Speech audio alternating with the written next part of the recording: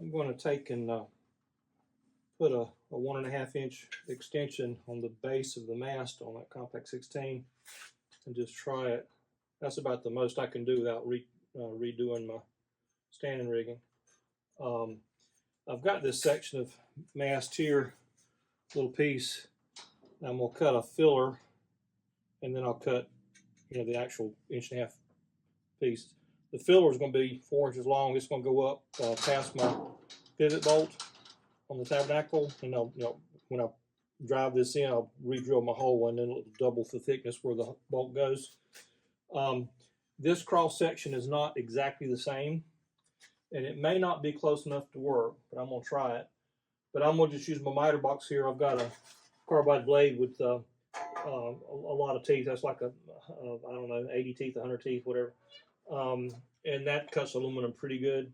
I will be wearing some hearing protection because it'll be a little bit on the loud side. And of course I've got on my glasses. But I'm gonna just try it. I've been wanting to try to get the mast just a touch taller with this mainsail that I've got. I can't really get the halyard tension that I want on it. I can't quite get the I guess the luff of the sail as tight as I'd like it. The head of the sail is maxed out height wise, and the boom it's hard to get it any lower. Plus on my bimini top, if I try to sail with that, I just can't get the sail snug like I would like it. So this is my effort to fix that. So here goes.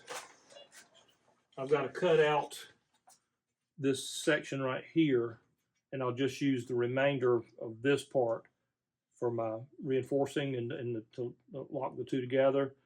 But this has to come off here or it won't work.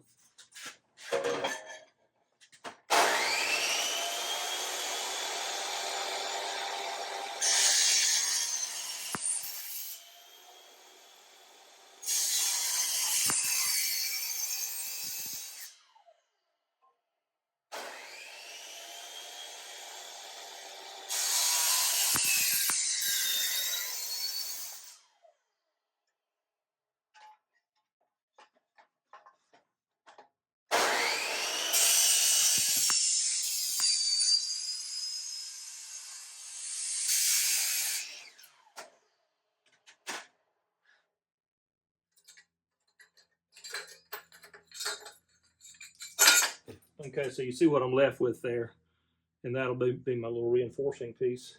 You can see it there. Like I say, this part has to come out. That's kind of warm, but that has to come out to make it work. Now, this piece can be slightly compressed, squeezed together, and that lets it slide back inside of that. Now, I may have to take just a tiny bit more off of the width. I'm not sure. But I'm going to get me some vice grips if I do that, because now it's too short to hold. I'm going to grind that a little bit to get rid of the burrs. It's actually a pretty clean cut. It don't take a second to clean that up. And then I'm going to cut a 1.5 inch piece for the actual filler.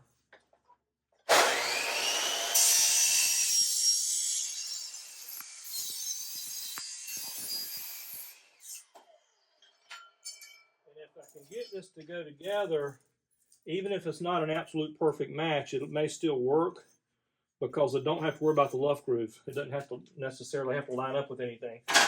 It just has to be able to fit together to lift the mast up.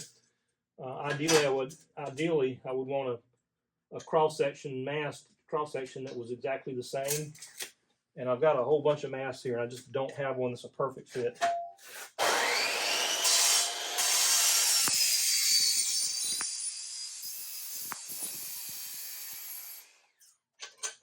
All right, so there is how much I'm going to be raising the mast. That's 1.5 inches, and yes, that's more.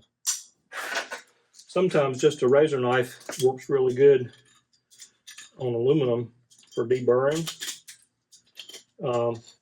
Doesn't matter if it's a dull blade or not, really. You just carry it in there like that right there at a bit of an angle. And it just puts a nice little bevel.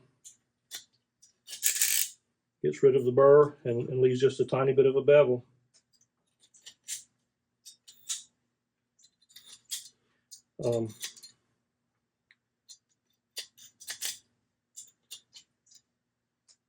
There you go. You can also use it to turn it like a scraper and turn it back on itself just a little bit and just drag it. And that does a pretty good job too. Okay. So that did a nice job of deburring that. There's no sharp edges anymore. Okay, so all that's deburred pretty good. Like I say, just a dull blade. Being careful. Now, but you can take and squeeze that together with like a channel locks or something and slide it in there, and then put a rivet on either side or whatever, and it'll stay right there. I have spliced masts like that, except for with a longer section, many times. That was a tip that the company that makes masts, I won't name the name, but they told me how to do that years ago. I mean, like decades ago. If you have a bent mast or a broken mast, it breaks at the spreaders or whatever, and you've gotten into the habit of leaving stuff like this unplugged, because I've got 5 grandsons that like to hang out with me a lot in the shop, and like to try to not leave anything plugged in that they're going to get hurt on too fast. I'll use a flat file to clean that up in there a little bit and make sure I don't leave any burr. That the wire penetrates. There's a comes through my mast right about there, so it shouldn't be enough clearance for it. Anyway, we'll try it. So now this, once it's squeezed together, will fit inside of there pretty good. I'm sure I'm gonna have to get some channel locks or something, squeeze it together. But that's going to go inside of there and slide down to there, you know, flush like that, and then I'll just put a rivet on either side, and then that'll get driven into the base of the mast, and then it'll be won't even have to worry about a rivet at the top, although I may put one, but it'll be through bolted where my mast pivots, where my pivot bolt is at on the tabernacle, and that'll reinforce that area just a little bit as well, which is why I made it as long as I did. So anyway, see how it works. Okay, so I've got just a filter wrench here I'm going to try first. You just have to get it started.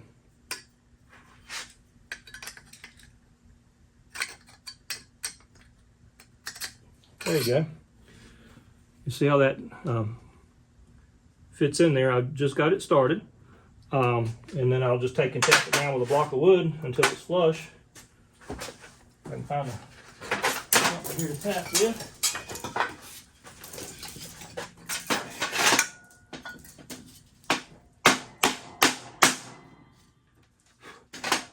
Okay, I don't know whether you'll be able to see that or not, but see, now it's flush with the bottom. So that's the little piece I'll slide into my mast. You know, that's my 1.5 inches that's going to raise it, and this here's just a little reinforcing piece that goes up in the original mast. And we'll try it. Like I said, the cross section of this, it's almost exactly the same, but it's not quite. So it's not going to be a perfect fit, but it still should fit and still work.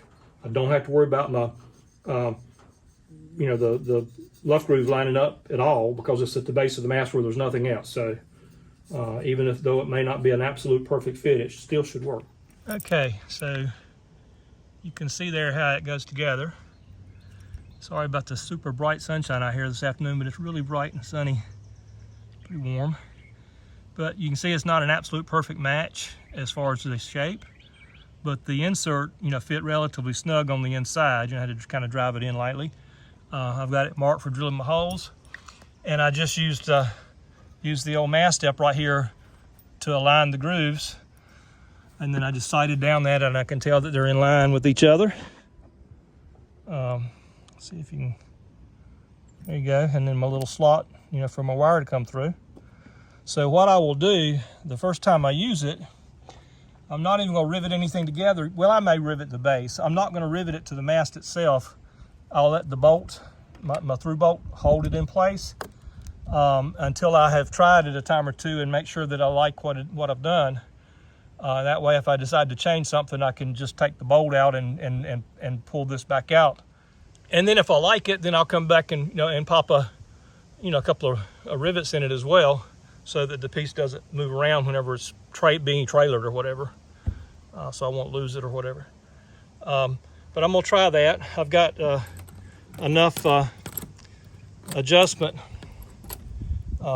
in my shrouds and forestay, I think.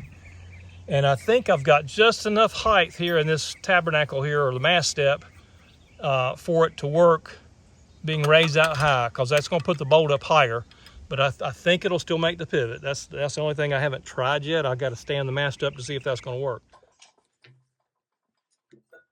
Okay, I've put me a little reference mark here so I won't get my alignment off. I'm also going to take my vice grips and just lightly clamp it so I won't lose that mark. I think I'll just put one, at least for now.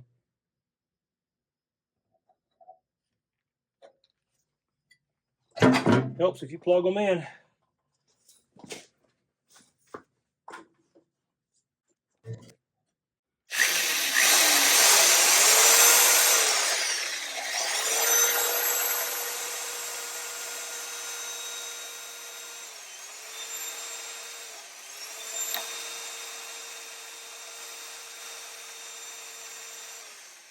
So I'm gonna just put the one rivet in there.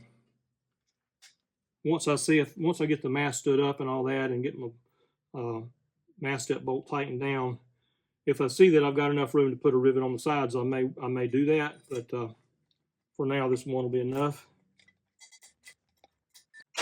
Okay. So that will hold it. Now, for this, I probably need to put a little dent in the center so I won't wander on that hole. So I'm gonna go see if I can't find me a little punch and put me a little punch in the centers.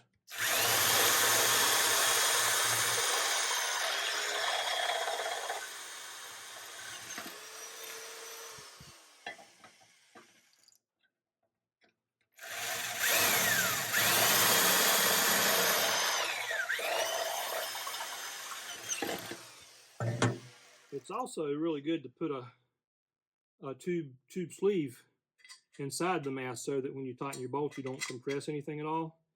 But there's just a nice snug fit there. 3/8 bolt, 3/8 hole. So that's good there.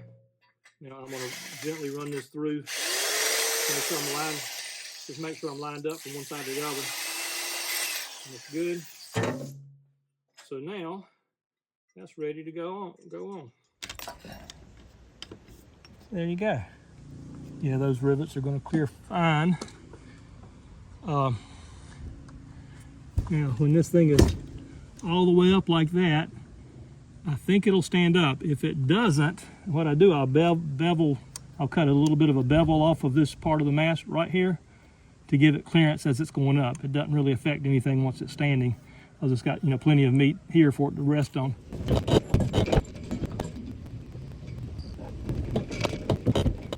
Okay, there that little spacer is.